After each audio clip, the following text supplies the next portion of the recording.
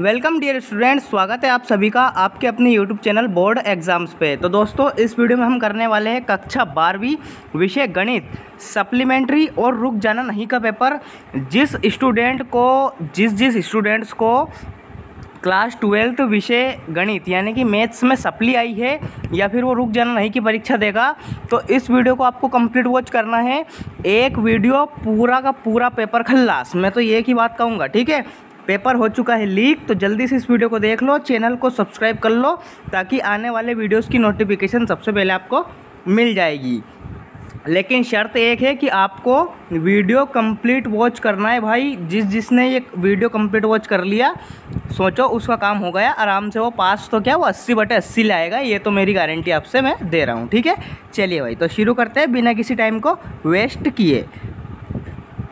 अच्छा, एक चीज़ और बता देता हूँ कि वीडियो के कमेंट बॉक्स में एक लिंक पिन है, उन वीडियोस को जाके आप ज़रूर देखें ताकि आपको और ज़्यादा हेल्प हो जाएगी। क्योंकि यहाँ पे आपको बेसिक से पढ़ाना है, बेसिक से तो मैं पढ़ा नहीं सकता या क्योंकि अब टाइम नहीं है इतना, तो उन वीडियोस में आप बेसिक से पढ़ सकते हैं और आराम से आप नंबर प्राप्त कर सकते हैं। वैसे एक पेपर से ही मैं पूरा का पूरा पेपर छाप दूंगा आपका, तो आपको कोई टेंशन या दिक्कत नहीं लेना है, ठीक है। चलिए भाई, शुरू करते हैं बिना किसी टाइम को वेस्ट किए। चलिए, पहला क्वेश्चन क्या है, सही विकल्प का चयन करके आपको लिखना है। पहला क्वेश्चन क्या है, साइन इनवर्स साइन 7π/6 का मान क्या है, ठीक है। 7π/6 का मान क्या है, देखिए साइन इनवर्स की जो आप सबसे पहले देखिए साइन इनवर्स की जो रेंज होती है, रेंज यानी कि परास, ठीक है। परास क्या होती है, साइन इनवर्स बिलोंग करता है कहाँ से कहाँ तक, -π/2 से +π/2 तक, ठीक है। ये सब आपको पता होगा, -π/2 से +π/2 तक ये बिलोंग करता है। लेकिन जो ये 7π/6 है, ये इसमें बिलोंग नहीं कर रहा है, ठीक है। तो हमें कैसे भी करके 7π/6 को कुछ इस प्रकार से लिखना है कि ये -π/2 से π/2 तक आ जाए, ठीक है। चलिए, तो देखिए क्या मैं 7π/6 को, देखिए साइन इनवर्स ऐसा कैसे ही रहेगा, फिर साइन ऐसा कैसे अंदर, 7π/6 को क्या मैं पाई प्लस π/6 लिख सकता हूँ। आप बोलोगे बिल्कुल सर, क्यों, क्योंकि पाई प्लस π/6 क्या होता है, 7π/6 होता है, ठीक है। देखिए अब पाई यानी कि क्या होता है 180, तो साइन 180 प्लस थीटा क्या होता है, माइनस साइन थीटा होता है, ठीक है। तो देखिए किस प्रकार से sine inverse sine pi plus π/6 क्या हो जाएगा, ये पाई प्लस थीटा क्या होता है, माइनस साइन थीटा होता है, ठीक है। तो ये साइन क्या क्या माइनस आ जाएगा और थीटा यानी कि क्या है, π/6 है। साइन से साइन कैंसिल हो जाएगा, ये माइनस इसके साथ लग जाएगा, तो -π/6 क्या अब ये बिलोंग कर रहा है। आप बोलोगे बिल्कुल सर, ये बिलोंग कर रहा है कहाँ से कहाँ तक, -π/2 से +π/2 में ये बिलोंग कर रहा है। तो -π/6 इस क्वेश्चन का करेक्ट आंसर आ जाएगा, यानी कि डी ऑप्शन इस क्वेश्चन का करेक्ट आंसर आ जाएगा। इस प्रकार से रटन विद्या से कुछ नहीं होगा, आप फेल हो जाओगे। एक बार और एक ही बात कह रहा हूँ, इसलिए आप मेरे वीडियोस जितने भी है जाके देख लो, बिल्कुल बेसिक से मैं समझाता हूँ। मतलब जिसको कुछ भी नहीं याद है, गणित का गा भी नहीं याद है, मैथ्स का एम भी नहीं याद है, वो बच्चा भी फर्राटे बंद सवाल करेगा भाई, ठीक है। क्योंकि मैं पढ़ाता हूँ बिल्कुल बेसिक से, ये होती है कॉन्सेप्ट की पावर। ज़्यादा कुछ नहीं बोलूँगा, सारे वीडियोस देख लो, पास हो जाओ, नहीं तो फिर आप फेल ही होगे। एक ही बात बोल दी मैंने। चलिए, दूसरा क्वेश्चन क्या है, tan 1 माइनस कोट इनवर्स -1 का मान क्या है। देखिए tan इनवर्स में ये 1 काय की वैल्यू होती है, ये होती है tan 45 की। 45 को क्या लिखेंगे हम, π/4 लिखेंगे, ठीक है। तो देखिए tan इनवर्स tan π/4, ठीक है। इसको लिख दिया मैंने tan 1 को π/4। ये माइनस लग रहा है तो माइनस ऐसा कैसे ही रहेगा। अब कोट के अंदर माइनस आए, कोट माइनस आए तो ये पाई में से घट जाता है, तो पाई माइनस कोट में 1 काय की वैल्यू होती है π/4 की, ठीक है। इस प्रकार से आपको करना है, पाई माइनस π/4। देखिए कोट से मैंने कोट काट ही दिया है, tan इनवर्स से tan इनवर्स कट जाएगा यहाँ पे, ठीक है। बचा क्या, π/4 माइनस पाई माइनस π/4, ठीक है। अब इस माइनस का इस प्लस में इंटू होगा तो ये हो जाएगा प्लस। तो देखिए आगे की स्टेप यहाँ पे लिख देते हैं, π/4 माइनस पाई और माइनस माइनस हो जाएगा यहाँ पे प्लस, तो π/4 और π/4 यानी कि 45 45 90 को क्या लिखेंगे हम, π/2 माइनस पाई ऐसा कैसे ही, 90 में से 180 जाएंगे तो -90, यानी कि -π/2 इस क्वेश्चन का करेक्ट आंसर आ जाएगा। -π/2 यानी कि बी ऑप्शन इस क्वेश्चन का करेक्ट आंसर आने वाला है। कौन सा ऑप्शन, बी ऑप्शन। चलिए जी, नेक्स्ट क्वेश्चन देखते हैं। तीसरा क्वेश्चन है, देखिए टाइम तो लगेगा क्योंकि क्वेश्चंस लेंदी है, मतलब लेंदी क्या, मैं पूरा का पूरा सॉल्यूशन बता रहा हूँ, ऐसे ही नहीं कि अब देखिए ये क्वेश्चन, अब इस क्वेश्चन में मैं आपको बता दूँ कि ये लो डी ऑप्शन, कुछ नहीं होगा उससे, क्योंकि मैं एक चीज़ समझा के बताता हूँ ताकि हर बच्चे को याद रहे। चलिए देखते हैं तीसरा क्वेश्चन क्या है। तीसरा क्वेश्चन है यहाँ पे, यदि ए और बी दो उपयुक्त कोटि के अवयव हैं तब ए बी का डैश, डैश यानी कि क्या होता है, ट्रांसपोज होता है, इसे ट्रांसपोज कहते हैं हम, ठीक है, परिवर्त बोलते हैं हिंदी में। मतलब क्या होता है ये कि अगर रो को कॉलम से इंटरचेंज कर दें, हम बदल दें, तो उसे ही हम परिवर्त कहते हैं, ठीक है। देखिए ए बी का ट्रांसपोज हो या फिर ए बी का, ये इस प्रकार से टी बी लिखते हैं इसको, ठीक है ये। और एक चीज़ और बता देता हूँ मैं साथ के साथ, देखिए अब इसको खोल ही देता हूँ पूरा मैं। अगर ए बी का ट्रांसपोज हो, ठीक है, ट्रांसपोज या डैश, या फिर आपको हो ए बी का इन्वर्स, तो ये हमेशा याद रखिए ये पीछे से खुलता है, ठीक है। ये इसका क्या होगा, पहले इसका होगा बी डैश और फिर होगा ऊपर ए डैश। अगर ए बी का होल इन्वर्स दे रखा हो तो पहले होगा बी इन्वर्स, देन होगा इसका ए इन्वर्स, ठीक है। ये इस प्रकार से होता है, ये पीछे से खुलता है, ठीक है। चलिए जी, तो कौन सा ऑप्शन आपका मैच होगा, बी डैश ए डैश, यानी कि डी ऑप्शन इस क्वेश्चन का राइट आंसर आपका आ जाएगा। कौन सा ऑप्शन, डी ऑप्शन, ठीक है, बी डैश ए डैश। चलिए नेक्स्ट क्वेश्चन देखते हैं।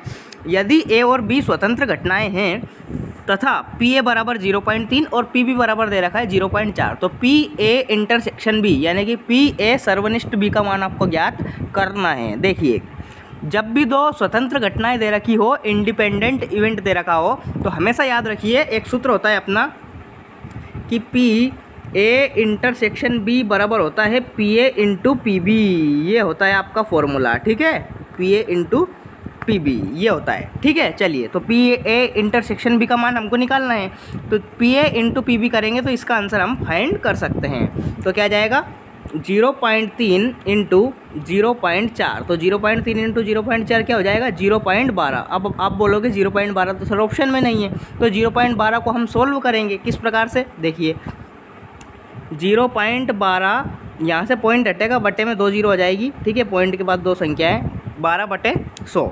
अब 12/100 को हम काटेंगे 2 से, 2 छंग 12 और 50 बार, फिर अगेन 2 से काटेंगे इसको, 2 3 6 और 25 दूनी 50, ठीक है। तो 3/25 इस क्वेश्चन का राइट आंसर आ जाएगा। कौन सा ऑप्शन है, बी ऑप्शन इस क्वेश्चन का करेक्ट आंसर आ जाएगा। नेक्स्ट क्वेश्चन देखते हैं। जहर क्वेश्चन है, जहरीला, जहरीला बात जहर की नहीं थी सर, वो तो हम पी गए। चलिए जी, अवकल समीकरण डी वाई बटे D X plus P Y बराबर क्यू में समाकलन गुणांक, most important question, most repeating question है ये, ठीक है। किस प्रकार से निकालते हैं इसको, इसका आई एफ यानी कि समाकलन गुणांक का फॉर्मूला होता है ई की पावर समाकलन में पी डी एक्स, ठीक है, ये इसका फॉर्मूला होता है। तो कौन सा ऑप्शन है ये, ए ऑप्शन इस क्वेश्चन का राइट आंसर आपका आ जाएगा। कौन सा option, A option. Next question देखते हैं।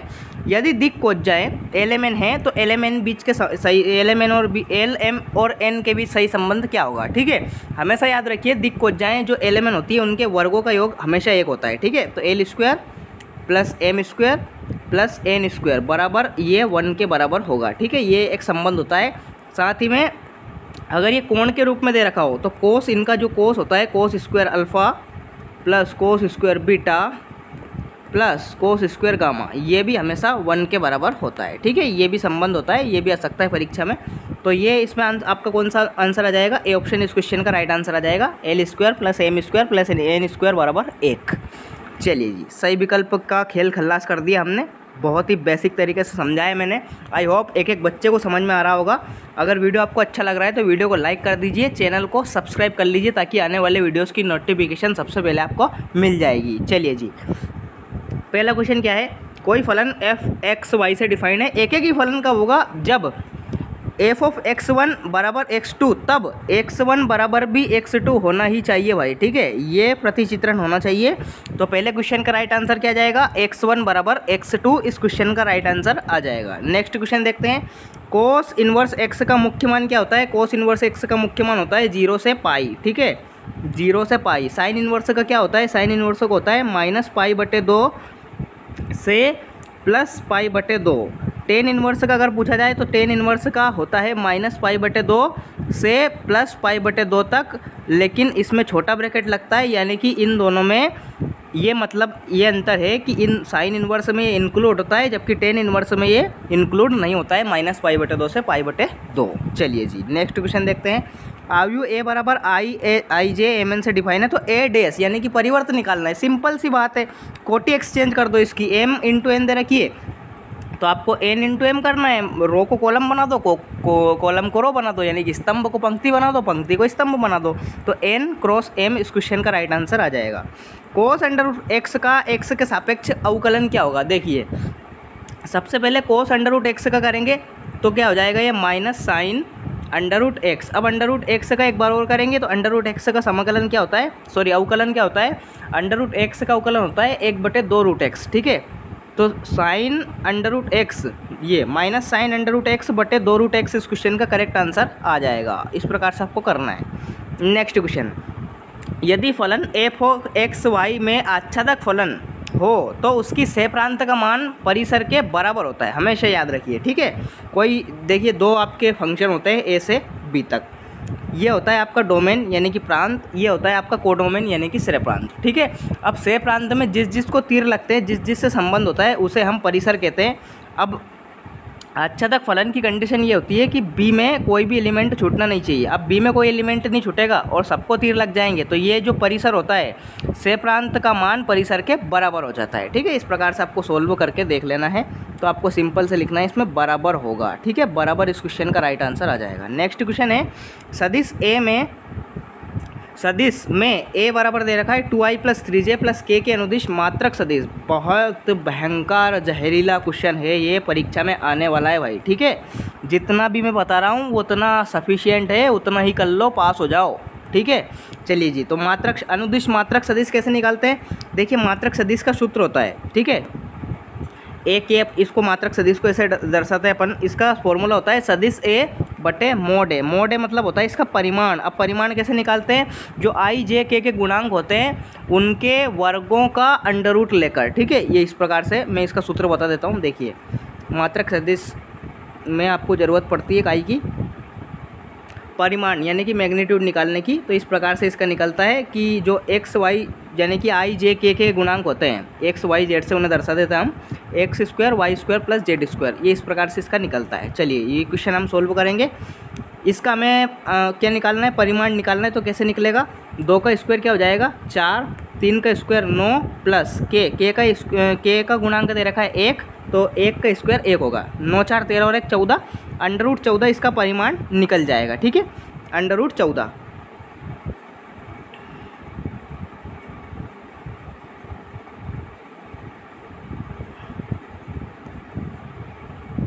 एक सेकंड, थोड़ा सा, हाँ सॉरी वो थोड़ा सा इश्यू आ गया था, कोई दिक्कत नहीं।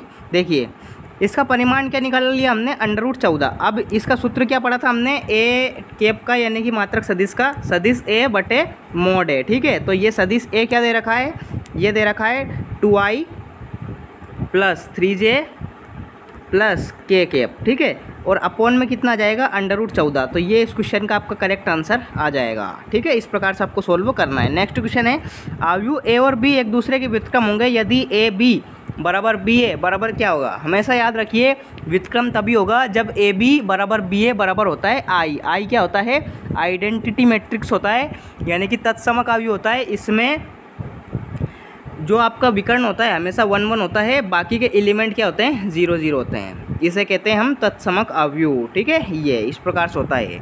तो आई इस क्वेश्चन का करेक्ट आंसर आ जाएगा, या फिर आप हिंदी में भी लिख सकते हैं तत्समक आव्यूह यानी कि आइडेंटिटी मैट्रिक्स। ठीक है, I3 जितनी भी इसकी कोटि हो। ठीक है, इस प्रकार से आपको करना है। चलिए जी नेक्स्ट क्वेश्चन, भाई साहब जहरीली समाकरण की जोड़ी होती है जहरीली, क्योंकि 6 के 6 7 से 7 जितने भी इसके आते हैं सारे के सूत्र आते हैं। ठीक है, तो आप सूत्र याद कर लो, परीक्षा में आराम से आप 7 8 नंबर तो प्राप्त कर पाओगे। चलिए जी देखते हैं, x² + a² समाकलन ये सूत्र है। अब इनको तो कोई ट्रिक ही नहीं, इनकी तो आपको याद करना पड़ेगा। तो dx/x² + a² का का सूत्र होता है, इसका समाकलन होता है 1/a tan 1 x/a + c। ये होता है। tan x का समाकलन क्या होता है, log x होता है।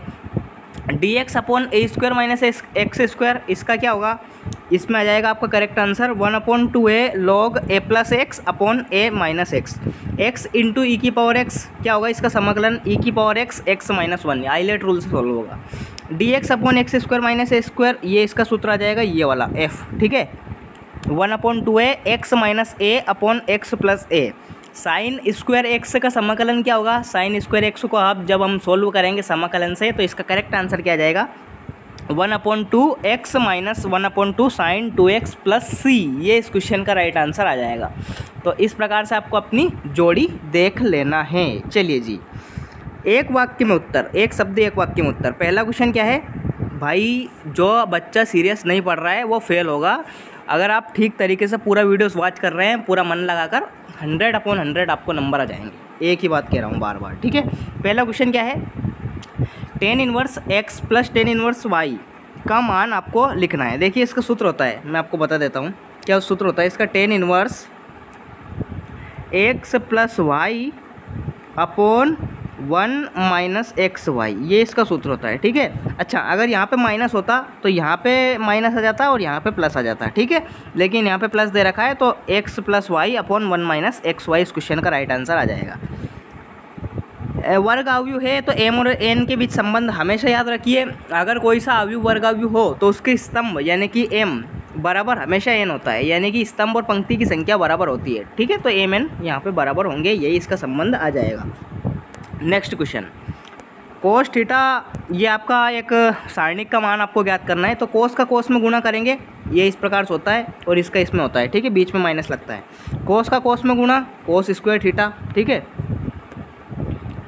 कोस का कोस में गुणा हो जाएगा कोस स्क्वायर थीटा माइनस, अब साइन का साइन में गुणा माइनस साइन स्क्वायर थीटा, ठीक है, माइनस साइन स्क्वायर थीटा। ये माइनस सूत्र का है, ये आपका यहाँ पे साइन के आगे लग रहा है वो है। माइनस का माइनस में इंटू करेंगे, minus minus plus, cos square theta plus sine square theta क्या होता है, 1 होता है। तो 1 इस क्वेश्चन का करेक्ट आंसर आ जाएगा। चलिए जी, नेक्स्ट क्वेश्चन देखते हैं।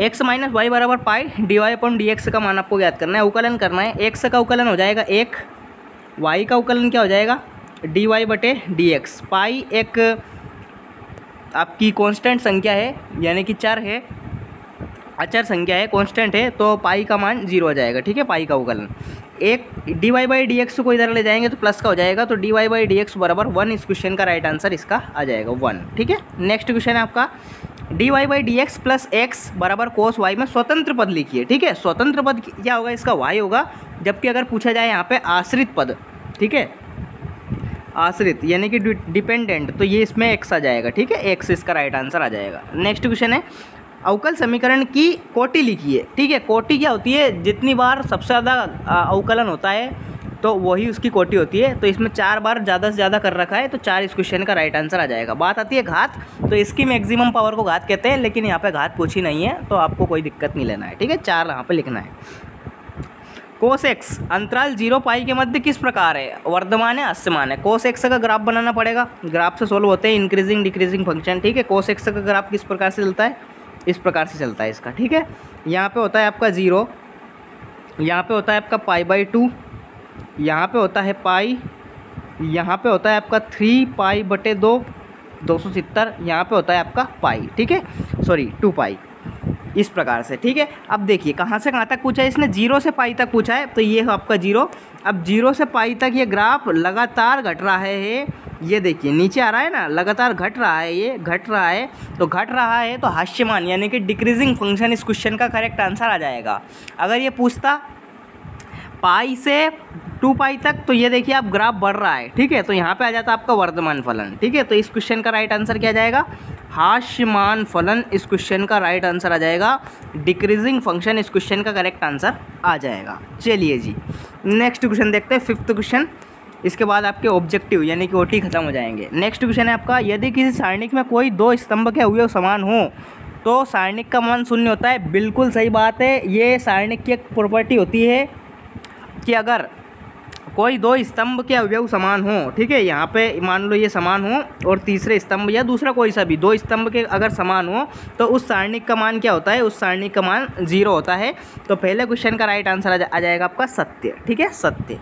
नेक्स्ट क्वेश्चन आपका है फलन x अंतराल में आई वर्धमान होगा, x1 छोटा x2 नहीं, गलत बात है। देखिए उल्टा दे रखा है।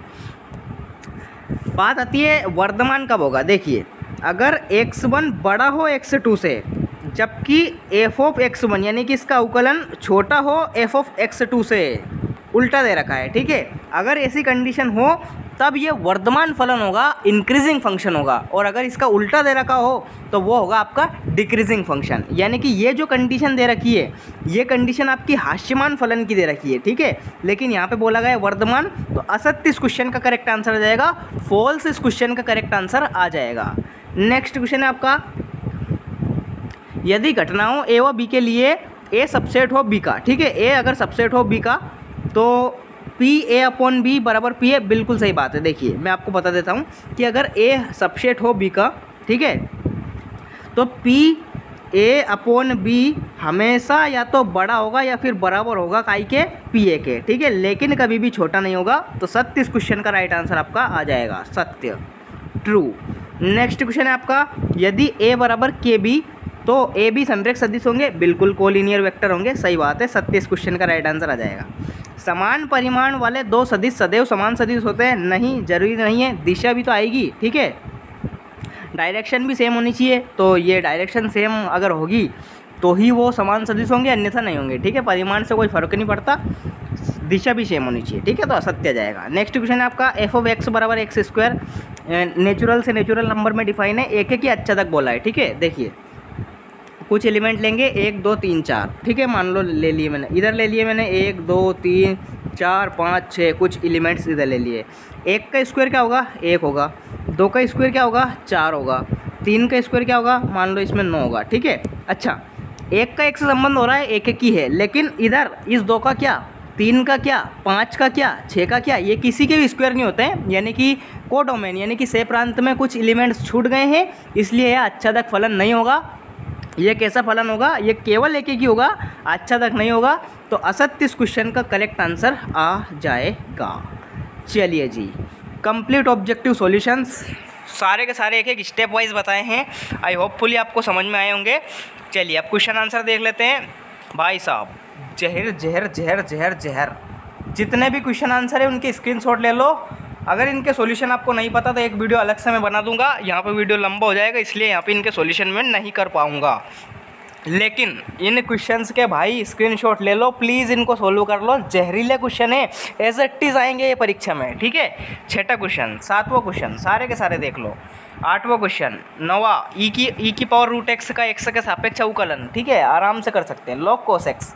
दिखाइए कि प्रदत्त फलन वर्धमान है, अवकलन करके करना है। 11वां 12वां 13वां, ठीक है, बहुत इंपॉर्टेंट क्वेश्चन है भाई, बहुत ही ज़्यादा जहरीले क्वेश्चन हैं। इन क्वेश्चंस को जो बच्चा सॉल्व कर लेगा वो पास हो जाएगा, जो इनको सॉल्व नहीं करेगा वो 101% फेल होने वाला है, और वो ज़िंदगी में कुछ भी नहीं कर सकता है। आप फालतू में अपने माँ बाप का पैसा बर्बाद कर रहे हो, एक ही बात बोल रहा हूँ। ठीक है, तो ये वीडियोस आपको कंप्लीट वॉच करना है।